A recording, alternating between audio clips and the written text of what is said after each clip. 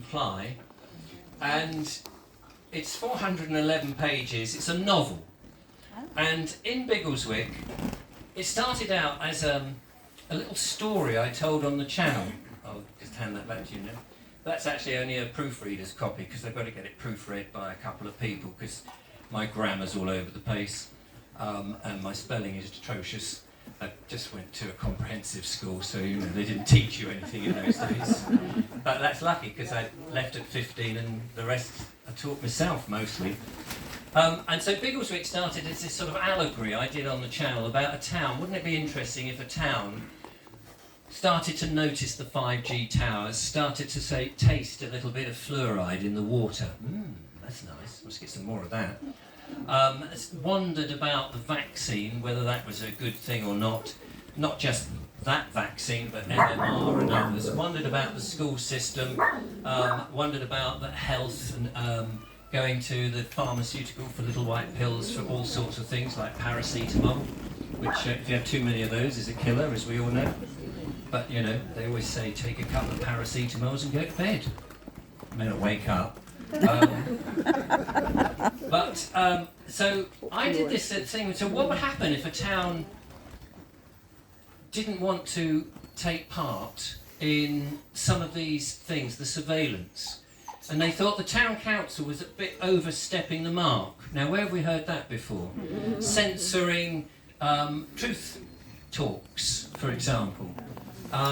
Putting in facial recognition technology, putting in ULEZ cameras, all this sort of stuff that was there seemed to be anti-human and collecting money. And in the little allegory I said, people realised that they thought, well, if the town council was doing that, we should have a word with them and say we don't want it because we live here, you see. This is our town. Who asked for us 5G radiation technology? Who asked for the fluoride in the water, by the way? Who asked for the facial recognition stuff and the surveillance?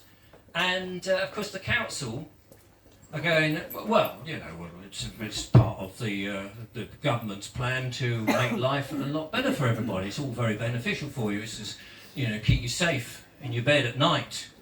I think, well, I have been safe in my bed at night pretty much all my 62 years, thanks very much. Why do I suddenly need it now? All of that, all at the same time.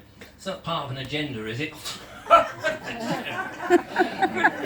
No, Mr. Dent. None of that, thank you very much. So, because the council say, well, we'll listen to you, but you're having it anyway, the people of Biggleswick say, well, that's not really fair, because it's our town, and they decide that what would life would be like if they had a different council, a council that actually listened to the people and said, well, what do you want? Make your proposals, elect your own councillors, and if you put things in that most people don't want, you're out. Simple as. And so that started as me thinking, this little allegory. And I thought, right, okay, that would make a good novel, because a novel is a great way to describe what goes on in the world, and you can put both sides of the story, and you can hide behind the fact that all the characters and organisations in this novel is fictitious, and any resemblance to any living person is purely coincidental, you see. But in a novel, you can say a lot of things, and nobody can, well, hopefully, take you to court, because you put your disclaimer. But you can describe it. So for me, I thought, well, okay, let's discuss all the issues that I do discuss. Put them into a novel, put it into a town, and let's see how that town would react. And of course, you're going to have those people and say, "Don't be silly. That's not chemtrails. You're such a twit. That's contrails. That's a natural thing. You can't do anything about that." Oh, okay. But what about? That's trends. You can't do anything. Was that what? Sussex train. Oh, is that a Sussex train? Is it taking them off to the FEMA camps? Is it? So another truth talk's just been herded in. Off to the FEMA camps, into the prisons. You're next, by the way. They're just coming up the path now. Yeah, I've got them talking. Yeah, come round and get them. So basically, the story examines the issues and how people might come up with a resolution. But how do you get a whole town to agree? That's the thing, because there's always people who disagree. And so in my book, I had to sort of act a bit like God. Sorry, God. I had to, because as the author, you have to come up, and I had to come up with a reasonable device that you could persuade the majority of the town, say 80%, to actually understand what was going on and to agree with getting shot of the old council and trying something new. And of course, I'm not going to tell you what that magic device was. And actually, when you read the book, you'll go, oh. Because really, it's something that we used to have. We used to have all the things to do it, but we've been brainwashed to think that we need lots of things these days. And so it's in there. So I'm hoping that people will be able to enjoy the book if they want to buy it. Is it going to be an audio version? Is it going to be an audio version? Who said that? Hey, I'm in trouble, mate. Well, these youngsters that don't learn nothing at school, so that rubbish. Yeah. Can't read and write. There will be an audio version, actually. But it will be... I did do an audio book for somebody. It's bloody hard work, I can tell you. It's very hard work. So I will record it. It will be me recording. I'm not putting it on to anybody else. Because there's lots of different characters and some of them have got... and we know your voice so well. So yes, I've got some dodgy accents to do in there, but it should be enjoyable. The point is that really and truly, not only should the wonderful people in the Truth and Freedom and all of that enjoy it, but you should be able to give it to friends and family and others. Make a nice Christmas present, by the way. Because the truthers will look at the book and go, oh, he's got that in. Oh, he's got that in. So they'll be doing a tick box exercise here. Yeah, he's got that. Oh, he's got that. He's got that. And the normies, let's say, will be going, well, that's preposterous. No, that wouldn't happen. Oh, crikey, that happened to my wife or my granny. Well, hang on a minute. Oh, I heard of somebody else who died suddenly. And hopefully they'll go, well, maybe there's some truth in the other stuff. And at the back of the book, I'll have a little list of websites and videos and things that people can go and find out more information and then do their own fact-checking with the kind of places that we do our fact-checking. Opinionated bald people on YouTube. That sort of fact-checking. None of that BBC nonsense. So that's what that book is. And I tell you, has anybody written a book here? It's hard work, isn't it? People don't realise just how hard it is. But it won't be available until probably the end of September. It will come as a hardback initially. It's going to be a nice publication, and it won't be printed on Amazon. Yeah. Good. Use soy as the ink. Soy as the ink. Yeah. I'm going to use some old urine on paper made from poo. I'm going to use soy. I don't know. I'm going to go and get a proper English printers company to print it. There'll be a short run because I don't know how many people might buy it. There may be 2 people who buy it, Julia and me, for all I know. But it's going to. But the main thing is, I'm not going to put it on Amazon because everybody does that. And I've got a friend of mine who's an author, and he says, "Oh, I always put mine on Amazon because it's easy." And this comes back to the convenience thing. And the thing is, I interviewed Mark Devlin, lovely Mark Devlin. And he was telling me, he said, you can put stuff out on Amazon and they hold the file, it's print on demand, and they can change the text. And how would you know? So they can change and, if you've got something that's a bit controversial, they can change the text. People buy it. Oh, there's Richard Vobes' latest work saying, oh, take the vaccine. I thought he was against that sort of thing. So, and if you do Kindle, anybody do Kindle?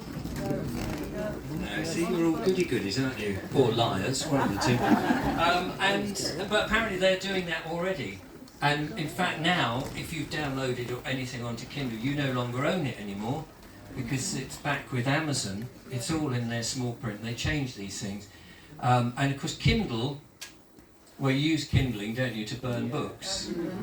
And that does seem to be what's going on. So from my point of view, I don't want to use corporations. I try to avoid corporations all the time.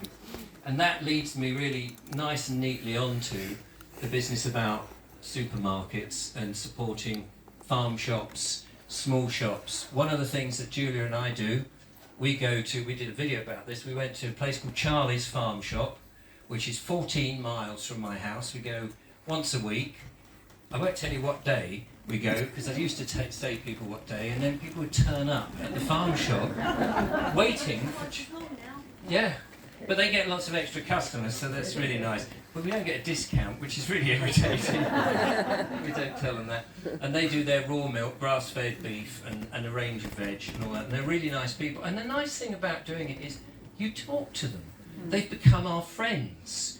And you don't get that when you're standing outside the bagging area, do you?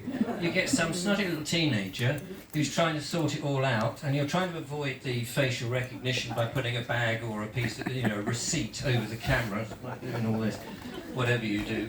And Morrison's, which is near my house, we know people who live nearby and they work there, and they said there's cameras on every shelf now.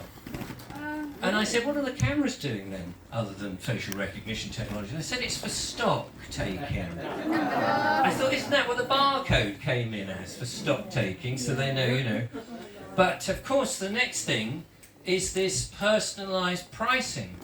When they take away all the pricing, and they've got the facial recognition in, you might want to go and buy a tin of beans, but if you said something a bit dodgy on Facebook or on X, those price of beans might suddenly go up. Instead of 35p, or whatever the price of beans are these days, it might be £1.35.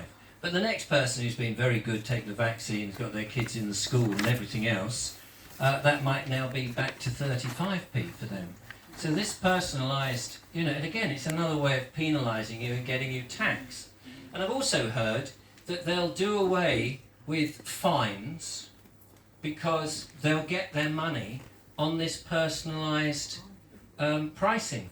So you'll get a flash on the camera, on the gantry, on the M27 or wherever, and you won't get the snotty letter that you can fight back against and say, no, it wasn't me. You prove it, mate. 2 minutes, Richard. 2 minutes? Fantastic. Talk fast. 2 minutes. And is that 2 minutes to 1:45?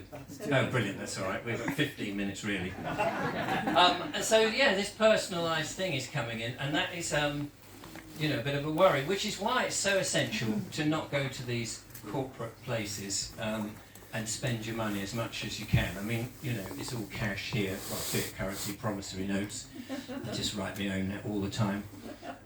So, before I go, I just want to bring you up to date with some of the things that we've been doing, because it's all very well sitting on my channel and saying all these things and saying, we should fight back and all that, and then we do need to do things. The time is now. So one of the things I did, I had this guy called Mike Holt from Australia, and he was telling me about the bills of exchange.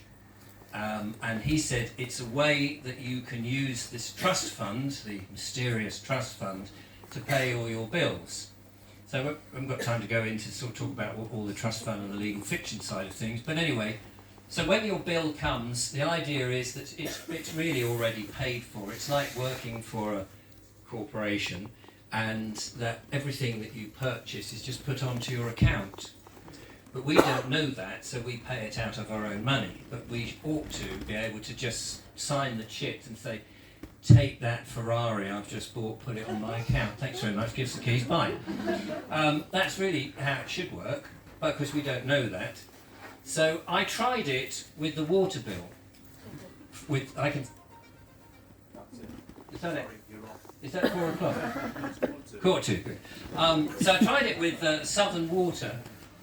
And I did it in this way where you're effectively saying, I accept the account, now take this back and settle the account, and you put your signature and a few other bits and pieces, the way he showed me, and the video's on the channel if you want to check it out.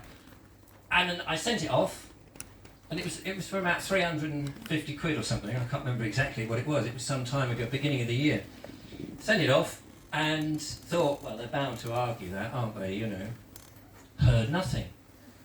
3 months go by, I get the next bill in, and on the bill it had like the last 3 or 4, a statement of the last 3 or 4 amounts, and that one was settled.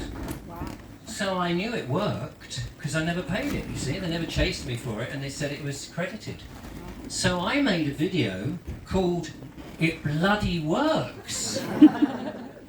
And then I did it again, and that was only for 50 quid, sent it off, and then they rejected it.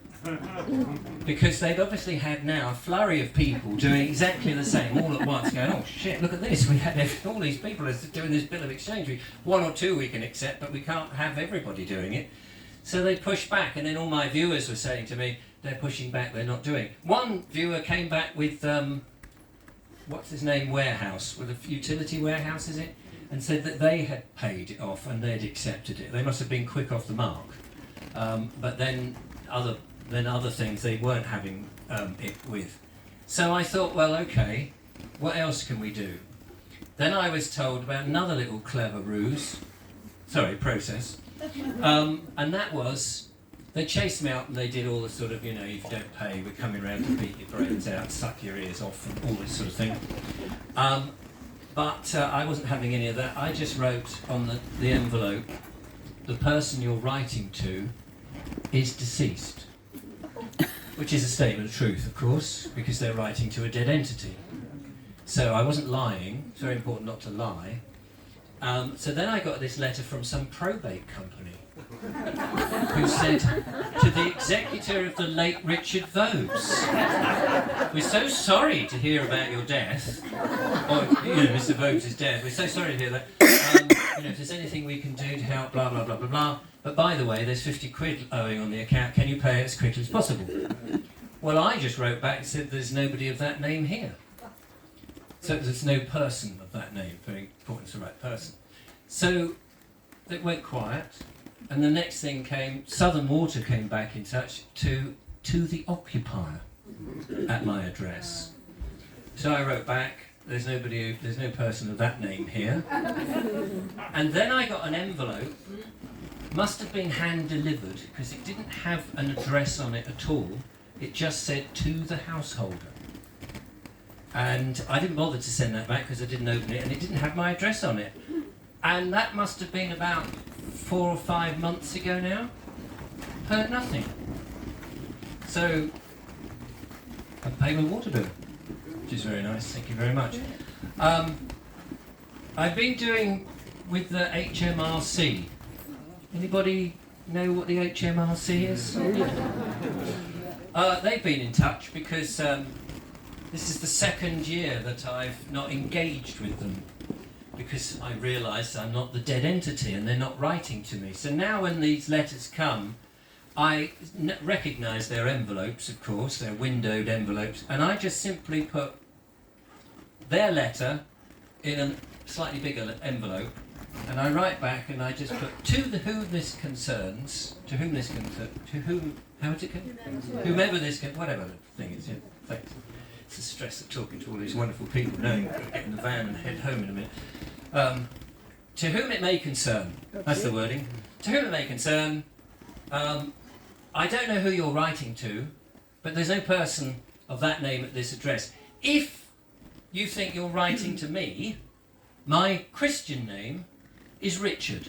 I'm more than happy to answer any correspondence that comes to my Christian name, Richard. Best wishes, and that's it.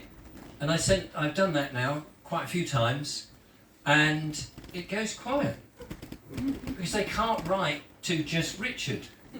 And so, you know, maybe one day I'll open the door and there'll be a couple of big burly blokes and a JCB ready to knock the house down. I don't know, but at the meantime, I refuse to give money because we're paying enough taxes. Every time I fill up the tank, you know, I realise that I've killed somebody just in the tax that the government take, you know, to send off to all these fake wars that they're doing. I know that, you know, I've probably killed an innocent man, woman or child, and that does, it's not very nice. But I am not deliberately paying the government any taxes.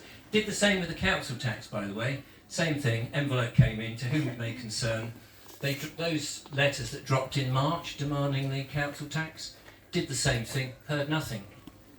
Absolutely nothing.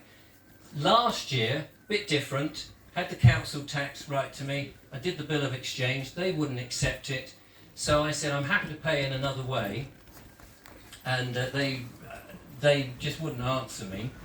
And then I got the demand, and then I got the summons. And when the summons came in, oh, they're coming, that's my taxi, that's my taxi.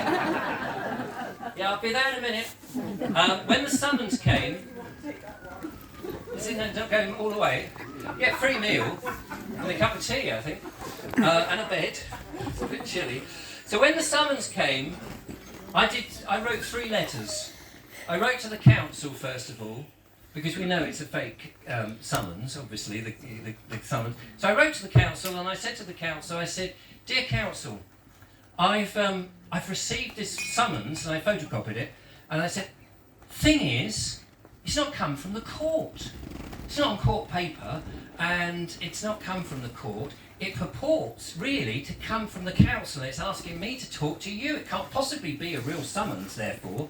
So I think it's a scam. You ought to know about it." Because I've rung up the court and they say they don't have a case against me, so it's obviously a scam. So I wrote that to the council. I wrote pretty much the same thing to the court and said, "I've had this thing, and it's asking me to talk to the council. And a claimant, can't make a summons. Clearly, a claimant can't make a summons. It's down to the court. This isn't, and you haven't sent it because you've got no record of my court case. Blah blah blah. So it must be a scam. I thought you better know." And then I wrote the same to the Attorney General, same photocopy of the same thing. Wrote to the Attorney General and said, "I think there's a scam going on. You better check this out. The court don't know anything about it because they've not replied. And the council, I've told them it's a scam because it seems to purport to come from them." And I've ended up saying, "Of course, it's very important for you, Mr. Attorney General, to know that not only is the law done, but it's seen to be done." And I sent that off, heard nothing. I had no liability order, heard nothing. And then this year, just an ordinary letter coming in for a demand, which I did the Christian name thing.